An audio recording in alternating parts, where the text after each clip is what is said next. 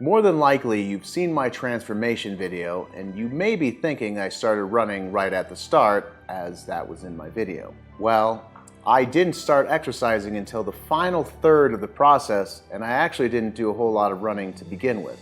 When I was making the transformation video, I was really trying to focus on the transformation part, which was the time lapse. For the whole video, you'd want to show things like running or exercise because it's a better visual than, per se, cracking eggs. It's technically true, I did do those things, I just didn't do them all right at the start. The reason I avoided exercise until the end was due to my overall strategy of not doing too much, too fast. I also had a very busy work life and didn't have time for the gym, but the time did come where I needed to give my metabolism a boost. It was at this point, when my diet habits were solid, that I started looking into exercises.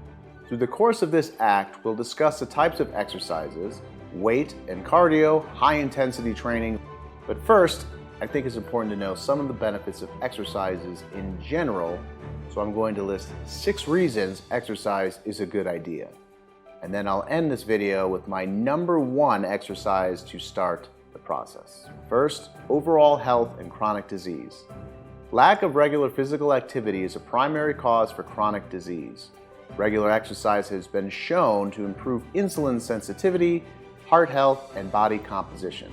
It can also decrease blood pressure and cholesterol levels. Number 2, increased levels. Aerobic exercise boosts the cardiovascular system and improves lung health, which can significantly help with energy levels. As you move, your heart pumps more blood, delivering more oxygen to your working muscles. With regular exercise, your heart becomes more efficient and adept at moving oxygen into your blood, making your muscles more efficient. 3, exercise is good for your muscles and bones.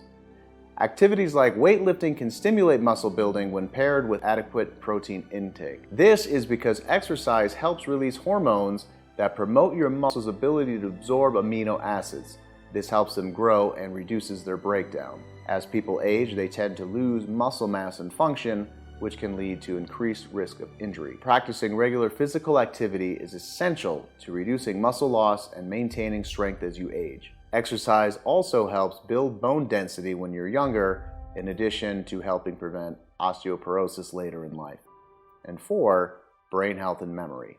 Exercise can improve brain function and protect memory and thinking skills. To begin with, it increases your heart rate, which promotes the flow of blood and oxygen to your brain. It can also stimulate the production of hormones that enhance the growth of brain cells. Exercise has been shown to cause the hippocampus, a part of the brain that's vital for memory and learning, to grow in size, which may help improve mental function in older adults. And 5, exercise can make you feel happier.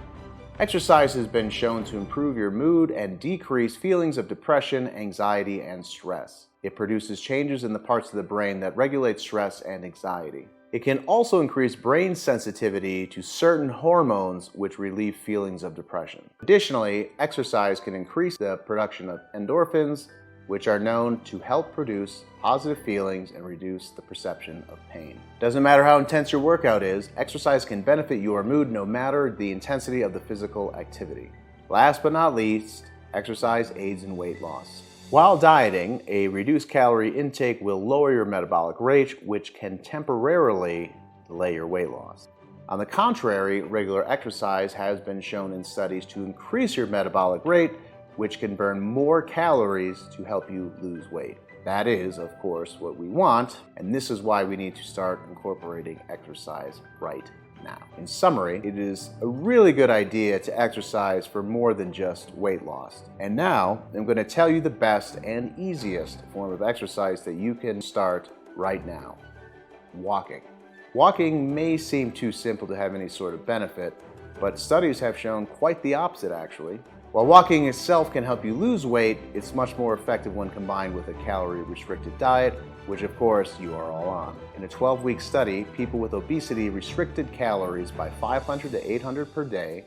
One group walked 3 hours per week at 3.7 miles per hour, and the other group didn't walk at all. While both groups lost a significant amount of body weight, Those in the walking group lost about 4 pounds more on average than those who didn't walk. Interestingly, weight loss may be influenced by whether you walk continuously or in shorter bursts. In a 24-week study, women with excess weight or obesity restricted their calorie intake by 500 to 600 per day and either walked briskly for 50 minutes or did 2 25-minute bouts per day. Those who did the shorter workouts per day lost 3.7 pounds more than those who did 50 minutes of continuous walking. Nonetheless, other studies showed no significant difference in weight loss between continuous and intermittent walking, so you should choose whichever routine works best for you. Also, many experts advise making 7,500 to 10,000 steps a day as a goal. It is the equivalent of 5 miles, and you'll burn about 300 calories or so, which will help your low-calorie diet and keep your metabolism going. All right, everyone, now that we've understood the importance of exercise for overall health,